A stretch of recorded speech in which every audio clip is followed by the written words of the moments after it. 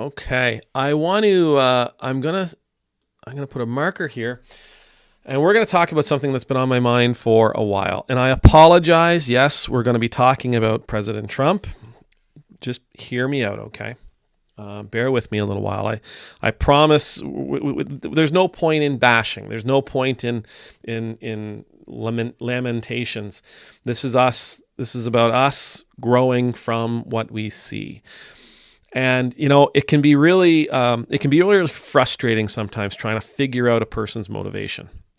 Like we get into that place of why are you doing this? Why are you like this?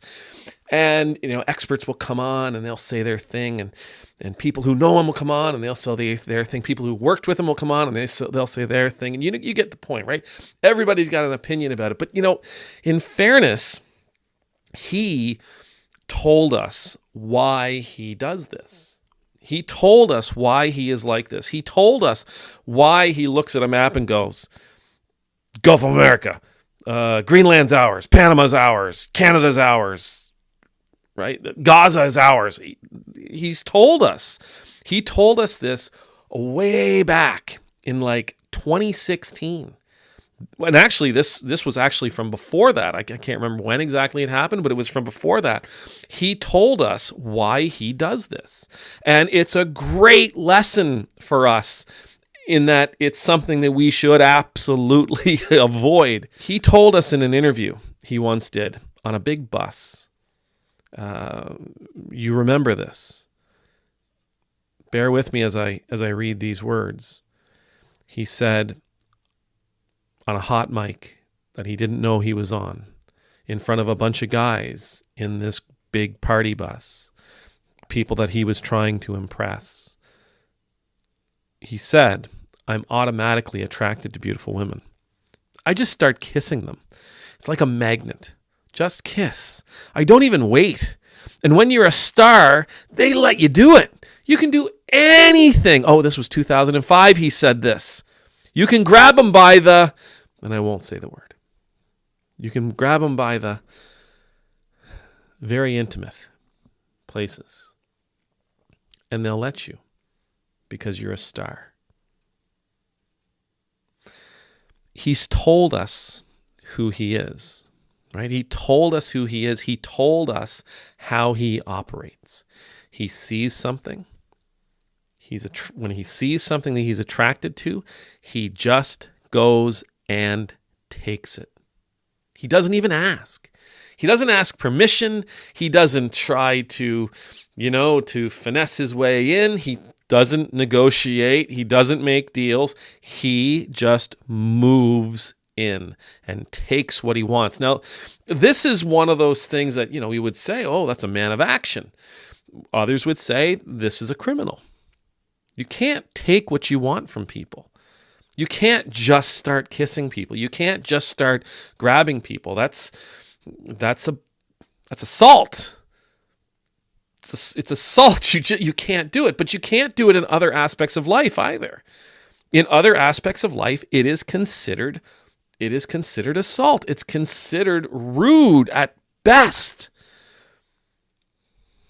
It shows a person's deep, immense, unquenchable greed.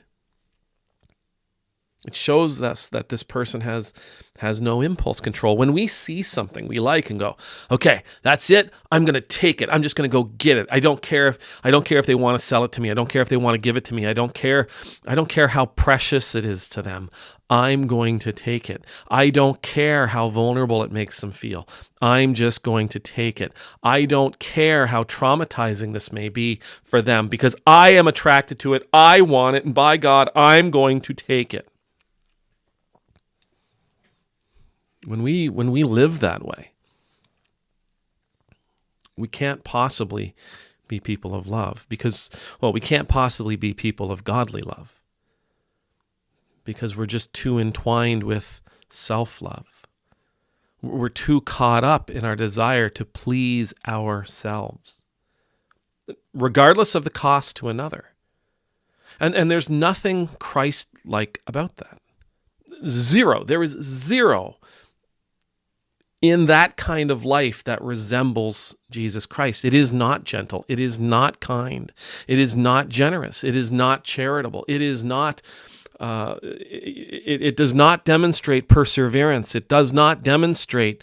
It does not demonstrate love.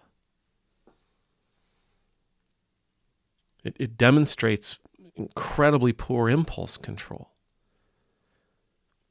It demonstrates deep-seated greed and selfishness.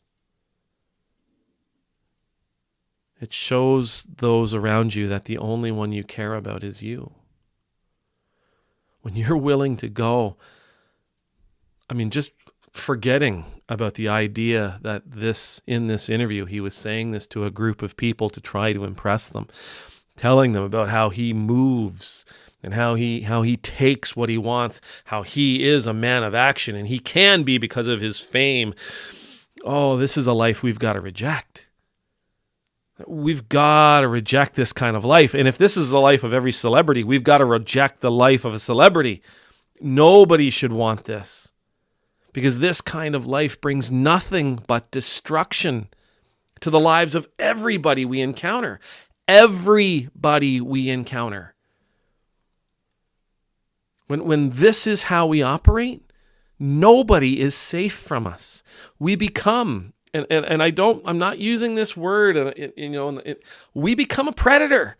We become somebody who believes that it is okay for us to feed on others in this world. It's okay. I'm a celebrity. I got money. I got power. I got fame. People know my name. I can, don't worry. I can take what I want from you because of this is who I am. Zero regard. Yeah, sure. You know what? He might be right. He might, people will just give it to him because, he's a celebrity and there is a power dynamic there, and power dynamics are a hell of a thing. But it doesn't mean that the people he takes these precious things from, doesn't mean they don't feel it. It doesn't mean they're not harmed by it.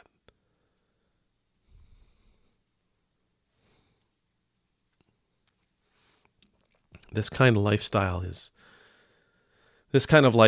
antithetical to Christ. This kind of behavior, this kind of movement, this kind of predatory, instinctual, intuitional choice, decision making. It is not of Christ. There is nothing in here that is calm, peaceful. There's nothing in here that is strategic. There's nothing in a life like this that is in any. It's nothing but impulsive and self-serving. Yeah, it's amazing. I've had this conversation recently with a couple of friends. Why is he like this? He told us why. In 2005, he told us why. And when the news was released in 2016, when this tape came to the surface in 2016, we learned it again. We know why he's like this. And we know we can't be like this. We know that we can't be like this as individuals. We can't be like this as communities. We cannot be like this as nations. It's an attitude that has to be rejected. It has to be rejected because at the end, the only people, and I can't even say that these people benefit from it, but the only people that gain anything from this kind of lifestyle are the ones who are perpetrating this sort of assault. And even then, I think the argument could be made, they're not gaining from this what they think they're gaining, that they're actually losing in this. This isn't the way forward. It can't be the way forward. And if you're a Christian, this isn't Jesus's way. This is the antithesis to Jesus's way, where Jesus says, provide for others. this kind of attitude says, take from others what you want, not what you need. Take from others what you want. Take from others what, ooh, that's attractive. Take from others what you find to be attractive, what you find to be beautiful, what you find to be alluring, what you find to be pleasant. Take from them. There's a passage in 2 Samuel. And you know this story. We recently talked about this story. David's up on the roof. His men are off fighting a war for him. He doesn't like being there, but they said, you can't go with us. He's on the roof of his home. He's looking out over his city. And on another roof, on another home, another house, he sees a woman bathing. And so he brings her forward. It's Bathsheba. He takes Bathsheba. He sees something he wants, and he takes it from another person. Just takes it from the Hittite.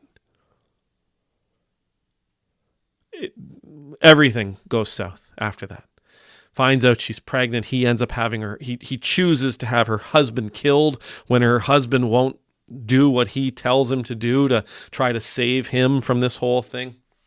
And then after her husband is killed, the child is born. The child dies. And Nathan comes to him. Nathan's his prophet. Nathan comes to him and says, I want to tell you a story. There's a rich man. The man has many sheep, many hundreds of sheep. He's very, very wealthy. And there's another man, he sees another man who has only one sheep. And this man, he loves this sheep. He loves this sheep. He takes care of this sheep. He brushes this sheep. This sheep is beautiful and gorgeous because of all the love that this man puts into it, all the care that this man gives it. And the man with many sheep conspires to take the one from the man, to take that beautiful sheep from the man who only has one. What would you do, David? What would you do, David? And David says, I will, I'll take that man outside and I'll give him what's for, and I'll make sure he understands how horrible a thing that he has done, and da-da-da-da-da-da-da. And Nathan says, that's you, buddy. I mean, in this passage, in the Old Testament, with the man with a heart after the Lord, we're told, can't live this way. We can't just simply take from others. It's wrong, and it is repulsive to God. We're supposed to be people who give. We're supposed to be people who provide. We're supposed to be people who take care of others. We're supposed to be people who are charitable. We're supposed to be people who uplift. We're supposed to be people who equip. Christians are not supposed to be takers. We're givers. Amen.